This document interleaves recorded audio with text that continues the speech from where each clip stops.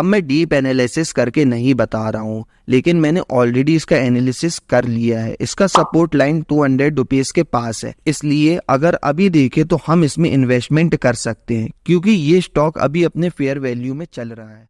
Hello curious minds and seekers of knowledge, welcome to our channel. तो आज की video में हम बात करने वाले हैं वेदांता कंपनी के बारे में। अब इसमें मैं डिटेल में जाएंगे वेदांता के शेयर्स के बारे में और उसका फंडामेंटल एनालिसिस भी करेंगे। अब देखो, ये वीडियो से आपको अपनी रिसर्च में हेल्प मिलेगी, आप इससे इन्वेस्टमेंट डिसीजन ले सकते हो।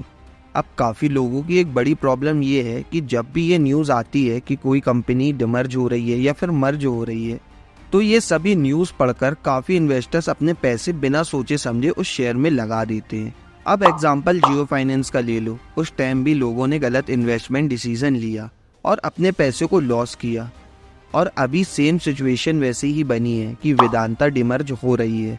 अब इस टॉपिक में मैं अच्छे से एक्सप्लेन करूंगा कि आपको कहां और कब इन्वेस्टमेंट करना है, ताकि आप अच्छे से डिसीजन ले पाओ। और मैंने जियो फाइनेंस की डिमर्ज पर भी वीडियो बनाया था और उस टाइम आपको एक डिटेल एक्सप्लेनेशन दिया था, जिसकी वजह से आपको इन्वेस्टमेंट करने में हेल्प मिली होगी। अब इस वीडियो को भी लास्ट तक देखना, ताकि आपको पता हो इस वीडियो को देखने के बाद कि आपको क्या करना है। अब ये वीडियो देखने के बाद आप खुद की और अच्छे से रिसर्च करना, ताकि आप भी सीख पाओ। So let's start the video. उससे पहले अगर आप इन्वेस्टमेंट से रिलेटेड, स्टॉक मार्केट से रिलेटेड या फिर फाइनेंशियल एजुकेशन से रिलेटेड कंटेंट देखना पसंद करते हो, तो make sure that you are subscribing my channel, और इस चैनल में जल्दी से 300 सब्सक्राइबर्स करवा दो।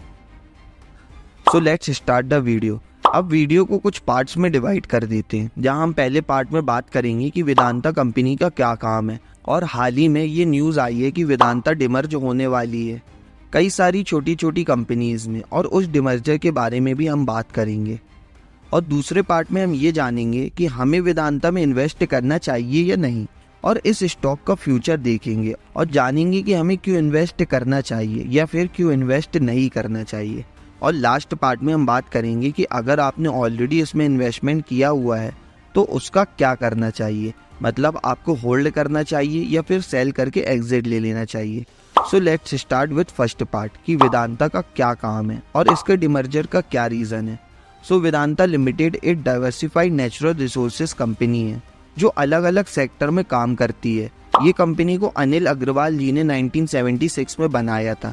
इसका काम है माइनिंग, एक्सप्लोरेशन और अलग अलग नेचुरल रिसोर्सेज का प्रोडक्शन करना, जैसे एल्यूमिनियम, कॉपर, जिंक, आयरन और भी ऐसे कई सारे केमिकल। और इसके अलावा ये केमिकल सेक्टर में भी काम करती है। अब ये कंपनी के बेसिक इन्फॉर्मेशन के बारे में तो जान गए होंगे। अब बात करते हैं कि इस कंपनी का डिमर्जर क्यों हो रहा है और इसके डिमर्जर होने की वजह से कंपनी के शेयर्स में क्या असर देखने मिलेगा और इस डिमर्जर का इम्पैक्ट क्या होगा। तो अब जैसे मैंने बताया कि वेदांता कंपनी अलग अलग सेक्टर में काम करती है, लेकिन ये सब एक साथ मिलकर ही काम करते हैं। मतलब जितनी मीटिंग्स होते हैं, जो डिसीजन होते हैं, वो सभी सेक्टर के लिए होता है। और ये एक नेगेटिव पॉइंट भी है, क्योंकि एक ही डिसीजन और एक ही कंपनी में मर्ज होने की वजह से उस पर्टिकुलर सेक्टर में जो प्रॉब्लम है उसका सॉल्यूशन नहीं निकल पाता। और ये एक मेन रीज़न है वेदांता का डिमर्जर होने का। अब ये डिमर्जर कब होगा ये तो पता नहीं, लेकिन ये न्यूज़ पक्की है कि इसका डिमर्जर होने ही वाला है। अब देखो, इस कंपनी का डिमर्ज होने के बाद हर एक सेक्टर का एक पर्टिकुलर छोटी छोटी कंपनीज बन जाएगी, जिसकी वजह से जो सेक्टर है उस सेक्टर में एक अच्छा डिसीजन लेकर और एक अच्छी स्ट्रेटेजी के साथ कंपनी उस सेक्टर के लिए काम कर पाएगी, और इसकी वजह से वो पर्टिकुलर सेक्टर अपनी फील्ड में अच्छा कर पाएगा। इसका प्राइमरी रीज़न यही है डिमर्जर होने का, कि ये लोग अपने मैनेजमेंट और फाइनेंशियल सिचुएशन को इम्प्रूव कर पाए। इस बिजनेस सेपरेशन के हेल्प से वेदांता अपने प्रॉब्लम्स को सुधारने और फाइनेंशियल सिक्योरिटीज प्रोवाइड करने का गोल है, जिससे इकोनॉमिक चैलेंजेस या अनसर्टेनिटी के टाइम मदद मिलेगी। अब ये 5 हिस्सों में डिवाइड हो रही है: aluminium, power, oil, base material और आयरन। इस डिमर्जर की वजह से वेदांता का बिजनेस बढ़ने और अपने मैनेजमेंट को अपने प्रॉब्लम्स को सॉल्व करने में हेल्प होगी। अब इसका क्या इम्पैक्ट होगा इसके शेयर्स में, तो देखो, ये बताना अभी मुश्किल है। वैसे तो इस चीज़ की हाइप है, तो मे बी डिमर्जर होने के बाद इसका शेयर्स अप देखने मिलेंगे, लेकिन हो सकता है कि उसके थोड़े टाइम बाद ही इसमें एक बड़ा डंप देखने को भी मिले। अब मैं यही सजेस्ट करूंगा कि इसको थोड़े टाइम और एनालाइज करना, क्योंकि अभी के टाइम में इसमें इन्वेस्टमेंट थोड़ा रिस्की हो सकता है। अब ये रिस्की वर्ड मैं शॉर्ट टर्म के लिए यूज कर रहा हूँ, क्योंकि शॉर्ट टर्म में इसका प्राइस ऊपर नीचे जा सकता है, और अगर आप लॉन्ग टर्म में इन्वेस्ट करने की सोच रहे हो तो आप डेफिनेटली अभी इसमें इन्वेस्ट कर सकते हो। अभी इस शेयर्स की करंट प्राइस 222 रुपए चल रही है। अभी जब मैं ये वीडियो बना रहा हूँ, अभी ये फ्राइडे तक आपके पास वीडियो आ जाएगी, इसलिए हो सकता है कि उस टाइम उसकी वैल्यू कुछ और हो, लेकिन आज के टाइम इसकी करंट प्राइस 222 रुपए चल रही है। अब इस इमेज में आप क्लियरली देख सकते हो, और अगर हम इसमें देखें तो अभी 3.5% से इसके शेयर्स डाउन भी चल रहे हैं। अब इसके अलावा हम इसके चार्ट का भी एनालिसिस करते हैं।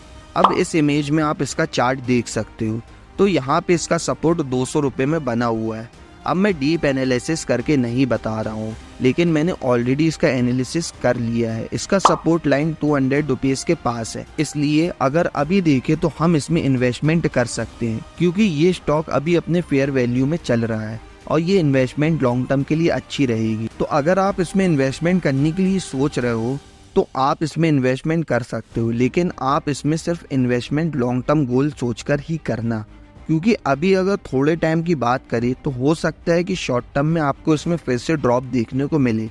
और अगर हम इसकी दूसरी सपोर्ट लाइन की बात करें तो वो 185 के आसपास है, इसलिए अगर ये 200 से नीचे जाएगा भी तो ये 185 में इसकी फिर से सपोर्ट लाइन है, जहाँ पे इसको फिर से एक बार पंप देखने को मिल सकता है। अब देखो, काफी लोगों का एक क्वेश्चन है, और अब ये वेदांता 5 पार्ट्स में डिवाइड हो रही है। Vedanta aluminium, Vedanta power, Vedanta oil, Vedanta base material और वेदांता आयरन।